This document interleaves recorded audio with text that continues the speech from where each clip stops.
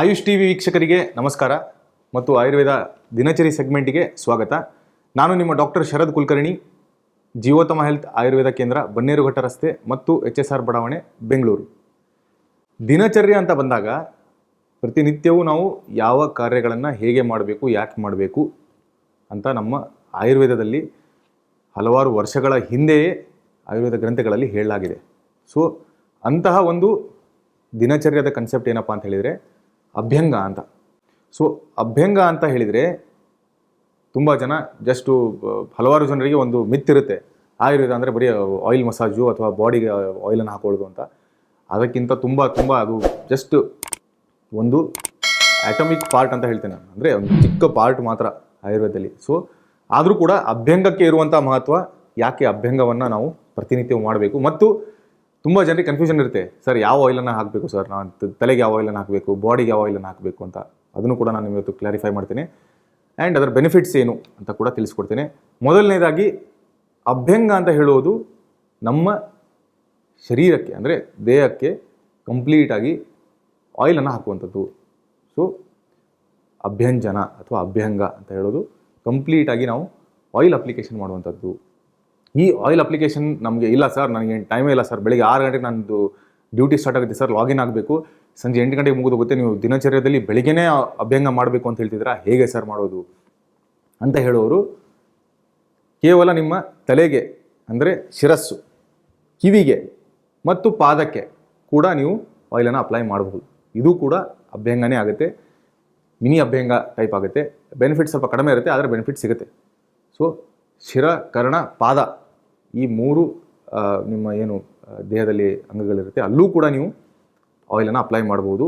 ಅವಾಗಲೂ ಕೂಡ ಅಭ್ಯಂಗನೇ ಆಗುತ್ತೆ, ಅದರ ಬೆನಿಫಿಟ್ಸ್ ನಿಮಗೆ ಸ್ವಲ್ಪ ಸಿಗುತ್ತೆ. ಇನ್ನು ಯಾವ ಆಯಿಲನ್ನು ಯೂಸ್ ಮಾಡಬೇಕು ಸರ್, ಯಾವ ಆಯಿಲನ್ನು ಯೂಸ್ ಮಾಡಿದರೆ ಒಳ್ಳೆಯದು ಅಂತ ಹಲವಾರು ಜನರಿಗೆ ಪ್ರಶ್ನೆ ಇರುತ್ತೆ. ನನ್ನ ಹಿಂದಿನ ಒಂದು ವೀಡಿಯೋಸ್ಗಳಲ್ಲೂ ತುಂಬ ಜನ ಕೇಳಿದ್ದಾರೆ, ಯಾವ ಆಯಿಲನ್ನು ಯೂಸ್ ಮಾಡಿದರೆ ಒಳ್ಳೆಯದು ಸರ್ ಅಂತ. ಸೊ ಎಳ್ಳೆಣ್ಣೆ, ಉಗುರು ಬೆಚ್ಚಿಗೆ ಆಗಿರುವಂಥ ಎಳ್ಳೆಣ್ಣೆ. ಸರ್ ಉಗುರು ಬೆಚ್ಚಿ ಹೇಗೆ ಮಾಡೋದು ಸರ್, ಡೈರೆಕ್ಟಾಗಿ ಸ್ಟವ್ ಮೇಲೆ ಇಟ್ಬಿಟ್ಟು ಎಣ್ಣೆನ ಬಿಸಿ ಮಾಡೋದಾ ಅಂತ ಹೇಳಿದರೆ ಅಲ್ಲ. ನೀವು ಒಂದು ವೆಸಲಲ್ಲಿ, ಒಂದು ಸ್ಟೀಲಿನ ಪಾತ್ರೆ ಏನಿರುತ್ತೆ ಅದರಲ್ಲಿ ಸ್ವಲ್ಪ ನೀರನ್ನು ತೊಗೊಂಡ್ಬಿಟ್ಟು ಆ ನೀರನ್ನು ನೀವು ಕುದಿಸ್ಬೇಕು. ಡಬಲ್ ಬಾಯ್ಲಿಂಗ್ ಅಂತ ಹೇಳ್ತೀವಿ ಅಥವಾ ಇಂಡೈರೆಕ್ಟ್ ಹೀಟಿಂಗ್ ಅಂತ ಹೇಳ್ತೀವಿ. ನೀರನ್ನು ಕುದಿಸ್ತಾ ಇರಬೇಕು. ನೀರನ್ನು ಕುದೀತಾ ಇರುತ್ತೆ, ಅದರ ಮೇಲೆ ಒಂದು ಬಟ್ಲಲ್ಲಿ ಸ್ವಲ್ಪ ಎಳ್ಳೆಣ್ಣೆನ ಹಾಕಿಬಿಟ್ಟು ನಿಮ್ಗೆ ಎಷ್ಟು ಬೇಕು ಅಷ್ಟು ಕ್ವಾಂಟಿಟಿ ಸಫಿಷಿಯೆಂಟ್ ಅದರ ಮೇಲೆ ಇಡಬೇಕು. ನೀರು ಆ ಎಣ್ಣೆಯಲ್ಲಿ ಹೋಗಬಾರ್ದು. ಸೊ ಈ ರೀತಿ ಡಬಲ್ ಬಾಯ್ಲಿಂಗ್ ಮಾಡಿಬಿಟ್ಟು ಎಣ್ಣೆನ ಯೂಸ್ ಮಾಡಲಿಕ್ಕೆ ಶುರು ಮಾಡಬೇಕು. ಎಳ್ಳೆಣ್ಣೆ ಇಲ್ಲ ಸರ್ ನಮ್ಮ ಮನೇಲಿ, ಅಥವಾ ನಂಗೆ ಎಳ್ಳೆಣ್ಣೆ ಹಾಕಿದರೆ ಆಗಲ್ಲ ಸರ್ ಅಂತ ಹೇಳುವವರು ಸಾಸಿವೆ ಎಣ್ಣೆನ ಯೂಸ್ ಮಾಡಬಹುದು. ಎರಡೂ ಇಲ್ಲ ಅಂತ ಹೇಳಿದರೆ ಕೊಬ್ಬರಿ ಎಣ್ಣೆನ ಯೂಸ್ ಮಾಡಬಹುದು. ಸರ್ ಬ್ರ್ಯಾಂಡ್ ಹೇಳಿ ಯಾವುದಾದ್ರು ಅಂತ ಹೇಳ್ತಿರ್ತಾರೆ. ನಿಮಗೆ ಮನೆ ಹತ್ತಿರ ಯಾವ ಬ್ರ್ಯಾಂಡ್ ಸಿಗ್ತಾ ಇರುತ್ತೆ ಅದನ್ನು ಖಂಡಿತವಾಗ್ಲೂ ಯೂಸ್ ಮಾಡಬಹುದು. ಅಥವಾ ಅಭ್ಯಂಗಕ್ಕೆ ಸ್ಪೆಸಿಫಿಕ್ ಆಗಿ ಹಲವಾರು ತೈಲಗಳಿರುತ್ತೆ. ನಿಮ್ಮ ಹತ್ತಿರದಲ್ಲಿ ಅಥವಾ ನಮ್ಮ ಆಯುಷ್ ಟಿವಿಯಲ್ಲಿ ಬರ್ತಾ ಇರುವಂಥ ಯಾರು ಆಯುರ್ವೇದ ವೈದ್ಯರು ಇರ್ತಾರೆ, ಅವ್ರನ್ನ ನೀವು ಸಂಪರ್ಕಿಸಿದರೆ ಅವರು ಖಂಡಿತವಾಗ್ಲೂ ಹೇಳ್ತಾರೆ ಯಾವ ಒಂದು ಅಭ್ಯಂಗಕ್ಕೆ ಆಯಿಲ್ ಒಳ್ಳೆಯದು ಅಂತ. ಅದು ಯಾವುದೂ ಇಲ್ಲ ಅಂತ ಹೇಳಿದರೆ ಈ ಎಳ್ಳೆಣ್ಣೆ, ಸಾಸಿವೆ ಎಣ್ಣೆ ಎರಡೂ ಇಲ್ಲ ಅಂತ ಹೇಳಿದರೆ ನಮ್ಮ ಕೊಬ್ಬರಿ ಎಣ್ಣೆ ಕೂಡ ಯೂಸ್ ಮಾಡ್ಬೋದು. ಇನ್ನು ಏನು ಬೆನಿಫಿಟ್ ಸರ್ ಈ ಅಭ್ಯಂಗ ಮಾಡೋದ್ರಿಂದ? ಪ್ರತಿನಿತ್ಯವೂ ನೀವು ಆಯಿಲ್ ಹಾಕಿ ಅಂತ ಹೇಳ್ತಿದ್ದೀರಾ, ನಾನು ನೋಡಿದರೆ ಬಾತ್ರೂಮಲ್ಲೆಲ್ಲ ಜಾರಿ ಬೀಳ್ತಿದ್ದೀನಿ ಸರ್, ಅಷ್ಟೊಂದು ಆಯಿಲ್ ಆಗ್ತಿದೆ, ಬೆನಿಫಿಟ್ಸ್ ಹೇಳಿ ಸರ್ ಅಂತ ಹೇಳಿದರೆ, ಮೊದಲನೇದಾಗಿ ಶರೀರ ಮತ್ತು ಮನಸ್ಸಿಗೆ ಲಾಘವತೆ, ಅಂದರೆ ನಿಮಗೆ ಲೈಟ್ನೆಸ್ ಅನಿಸುತ್ತೆ, ಚೆನ್ನಾಗಿ ಅನಿಸುತ್ತೆ. ಆ್ಯಂಟಿ ಏಜಿಂಗ್ ಬಗ್ಗೆ ಮಾತಾಡ್ತಿದ್ವಿ. ಯಾರ್ಯಾರು ದಿನಚರ್ಯವನ್ನು ಫಾಲೋ ಮಾಡ್ತಿರ್ತಾರೆ ಅವರಿಗೆ ವಯಸ್ಸಾದರೂ ಕೂಡ ಕಾಣಿಸ್ತಾ ಇರಲ್ಲ, ಅಂದರೆ ಗ್ರೇಸ್ಫುಲ್ ಏಜಿಂಗ್ ಅಂತ ಹೇಳ್ತೇವೆ, ಆ್ಯಂಟಿ ಏಜಿಂಗ್ ಅಂತ ಹೇಳ್ತೇವೆ. ಯಾಕೆ ಅಂತ ಹೇಳಿದರೆ, ನೀವು ಇದು ಕೂಡ ಎಕ್ಸ್ಟರ್ನಲ್ ಡಿಟಾಕ್ಸ್ ಅಂತ ಹೇಳ್ಬೋದು ನಾವು. ಹೇಗೆ ನೀವು ಬೆವರು ಬಂತು ಆಟ ಆಡಿ ಅಂತ ಹೇಳಿದರೆ ಆವಾಗ ನೀವು ಎಲ್ಲ ಕಲ್ಮಶಗಳು ಆಚೆ ಹೋಗ್ತಿದೆ ಅಂತ ಹೇಳ್ತಿದ್ದೀರಾ, ಅದೇ ರೀತಿ ನಮ್ಮ ತ್ವಚೆಗೆ ಅಥವಾ ನಮ್ಮ ಸ್ಕಿನ್ನಿಗೆ ಮತ್ತು ನಮ್ಮ ಕೂದಲಿಗೆ ತುಂಬ ಒಳ್ಳೆಯದು ಈ ಆಯಿಲ್ ಅಪ್ಲಿಕೇಶನ್ ಮಾಡಿಬಿಟ್ಟು ಏನು ನಾವು ಅಭ್ಯಂಗ ಮಾಡ್ತಾ ಇರ್ತೇವೆ. ಇನ್ನು ನೆಕ್ಸ್ಟ್ ಬೆನಿಫಿಟ್ ಏನಪ್ಪ ಅಂತ ಹೇಳಿದರೆ, ಸ್ಥೈರ್ಯತೆ ಬರುತ್ತೆ ದೇಹದಲ್ಲಿ. ಮೂಳೆಗಳಿಗಿರಬಹುದು ಅಥವಾ ಮಾಂಸಕ್ಕಿರಬಹುದು, ಇಂದ್ರಿಯಗಳಿಗಿರಬಹುದು. ಸೊ ನಿಮಗೆ ಸ್ಥೈರ್ಯತೆ ಬರುತ್ತೆ, ಸ್ಟೆಬಿಲಿಟಿ ಬರುತ್ತೆ. ಸೊ ಅದರಿಂದನೇ ನಿಮಗೆ ಆ್ಯಂಟಿ ಏಜಿಂಗ್ ಆಗಿ ವರ್ಕ್ ಮಾಡುತ್ತೆ. ಇನ್ನು ಮನಃಶಾಂತಿ ಕೂಡ ಆಗುತ್ತೆ ಅದರಿಂದ. ಯಾಕೆಂದರೆ ಬ್ಲಡ್ ಸರ್ಕ್ಯುಲೇಷನ್ ಚೆನ್ನಾಗಾಗುತ್ತೆ. ಸೊ ಯಾರ್ಯಾರು ಅಭ್ಯಂಗ ಮಾಡಿಸ್ಕೊಳ್ತಾ ಇರ್ತಾರೆ ಅಥವಾ ಅಭ್ಯಂಗ ಮಾಡ್ಕೊಳ್ತಿರ್ತಾರೆ, ಸ್ವಯಂ ಅವರೇ ಮಾಡ್ಕೊಳ್ಬೋದು, ಏನು ಸಮಸ್ಯೆ ಇಲ್ಲ. ಸೊ ಅಂಥವರಲ್ಲಿ ಬ್ಲಡ್ ಸರ್ಕ್ಯುಲೇಷನ್ ತುಂಬ ಚೆನ್ನಾಗಿರುತ್ತೆ. ಸೊ ಅವರು ಅನ್ನೆಸೆಸರಿ ಇರಿಟೇಷನ್ ಆಗುವಂಥದ್ದು, ಕೋಪ ಬರುವಂಥದ್ದು ಇದೆಲ್ಲ ಆಗಲ್ಲ. ಯಾಕಂದರೆ ಅವರಿಗೆ ಸ್ಥೈರ್ಯತೆ ಬರುತ್ತೆ ಸ್ಲೋ ಆಗಿ. ಸೊ ಅಭ್ಯಂಗದ ಮಹತ್ವ, ಮನಃಶಾಂತಿ ಕೂಡ ಅಭ್ಯಂಗದಲ್ಲಿ ಒಂದು ಬೆನಿಫಿಟ್ ಅಭ್ಯಂಗದಿಂದ ಅಂತ ನಾನು ಹೇಳಿಕ್ಕೆ ಇಷ್ಟಪಡ್ತೀನಿ.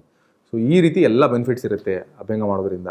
ಪ್ರತಿಯೊಂದು ಆರ್ಗನಿಗೂ ಕೂಡ ಹೆಲ್ಪ್ ಆಗುತ್ತೆ ಅಭ್ಯಂಗದಿಂದ. ಇನ್ನು ಯಾರ್ಯಾರು ಇದನ್ನು ಮಾಡಬಾರ್ದು ಸರ್, ಏನಾದರೂ ರಿಸ್ಟ್ರಿಕ್ಷನ್ಸ್ ಇದೆಯಾ ಅಭ್ಯಂಗಕ್ಕೆ ಅಂತ ಹೇಳಿದರೆ ಖಂಡಿತವಾಗ್ಲೂ ಇದೆ. ಯಾರಿಗೆ ತುಂಬ ದೀರ್ಘಕಾಲದಿಂದ ರೋಗಗಳಿರುತ್ತೆ ಅಥವಾ ಯಾರಿಗೆ ತುಂಬ ಜಾಸ್ತಿ ಬೊಜ್ಜಿದೆ, ಬೊಜ್ಜಿರೋರು ಏನು ಮಾಡಬೇಕು ಸರ್ ಅಂದರೆ ಪೌಡ್ರ್ ಮಸಾಜ್, ಉದ್ವರ್ತನ ಅಂತ ಹೇಳ್ತೇವೆ, ಅದ್ರ ಬಗ್ಗೆ ನಾವು ಯಾವಾಗಾದ್ರೂ ಚರ್ಚೆ ಮಾಡೋಣ. ಸೊ ಅವರು ಆಯಿಲ್ ಬದಲು ಹರ್ಬಲ್ ಪೌಡರ್ಸ್ಗಳನ್ನು ಯೂಸ್ ಮಾಡಿಬಿಟ್ಟು ಉದ್ವರ್ತನ ಮಾಡಿಸ್ಕೊಳ್ಬೇಕು. ಸೊ ಅದರಲ್ಲಿ ಸ್ವಲ್ಪ ಅವರಿಗೆ ವೆಯ್ಟ್ ಲಾಸ್ ಕೂಡ ಆಗುತ್ತೆ.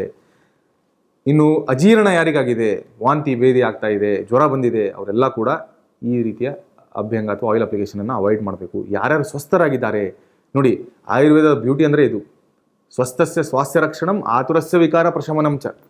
ಮೊದಲನೇದಾಗಿ ಯಾರು ಸ್ವಸ್ಥರಾಗಿದ್ದಾರೆ ಅವರ ಸ್ವಾಸ್ಥ್ಯವನ್ನು ಕಾಪಾಡೋದಕ್ಕೊಳ್ಳೋಕ್ಕೆ ಇರುವಂಥ ಶಾಸ್ತ್ರ ಆಯುರ್ವೇದ.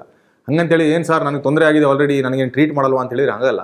ಸೆಕೆಂಡ್ ಏಮ್ ಇರೋದೇ ಆತುರಸ್ಯ ವಿಕಾರ, ಅಂದರೆ ಯಾರು ರೋಗಿ ಇರ್ತಾರೆ ಅವರ ವಿಕಾರ ಅಂದರೆ ರೋಗವನ್ನು ಪ್ರಶಮನ ಅಂದರೆ ಸರಿ ಮಾಡಿಸೋದಕ್ಕೂ ಕೂಡ ಆಯುರ್ವೇದದಲ್ಲಿ ಹೇಗೆ ಏನು ಅಂತ ಹೇಳಿದ್ದಾರೆ. ಆದರೆ ಮೊದಲನೆಯ ಒಂದು ಏಮ್ ಏನಿದೆ, ಉದ್ದೇಶ ಏನಿದೆ, ಅದು ಸ್ವಸ್ಥಸ್ಯ ಸ್ವಾಸ್ಥ್ಯ ರಕ್ಷಣಂ, ಯಾರು ಸ್ವಸ್ಥರಾಗಿದ್ದಾರೆ ಅವರ ಸ್ವಾಸ್ಥ್ಯವನ್ನು ಕಾಪಾಡಿಕೊಳ್ಬೇಕು ಅಂತ. ಸೊ ಅದನ್ನ ಮಾಡೋದಕ್ಕೆ ಈ ಅಭ್ಯಂಗ ಅನ್ನುವುದು ತುಂಬ ಒಂದು ಉತ್ತಮ ಅಂತ ಹೇಳ್ತಾ, ಈ ಅಭ್ಯಂಗದ ಮೇಲೆ ಏನಿದೆ ದಿನಚರಿ ಸೆಗ್ಮೆಂಟಲ್ಲಿ ಆ ಟಾಪಿಕ್ ಅಥವಾ ವಿಡಿಯೋನ ಮುಗಿಸ್ತಾ ಇದ್ದೀನಿ. ಮತ್ತೆ ಮುಂದಿನ ಸಂಚಿಕೆಗಳಲ್ಲಿ ಆಯುರ್ವೇದ ದಿನಚರಿಗೆ ಸಂಬಂಧಪಟ್ಟಂತಹ ಟಾಪಿಕ್ಸ್ಗಳನ್ನು ನಮ್ಮ ಶಾಸ್ತ್ರದಲ್ಲಿ ಹೇಳಿದ್ದಾರೆ, ಗ್ರಂಥದಲ್ಲಿ ಹೇಗೆ ಹೇಳಿದ್ದಾರೆ, ಮುಂಚೆ ಹೇಗೆ ಫಾಲೋ ಮಾಡ್ತಿದ್ರು, ಅದರಿಂದ ಏನೆಲ್ಲ ಅವರಿಗೆ ಬೆನಿಫಿಟ್ಸ್ಗಳು ಸಿಗ್ತಿತ್ತು ಅಂತ ತಗೊಂಡು ಬಂದುಬಿಟ್ಟು ನಿಮ್ಮ ಮುಂದೆ ಬರ್ತೀನಿ. ಅಲ್ಲಿವರೆಗೂ ಎಲ್ಲರೂ ಕೂಡ ಸ್ವಸ್ಥರಾಗಿರಿ ಮತ್ತು ನಗ್ತಾ ಇರಿ. ನಮಸ್ಕಾರ.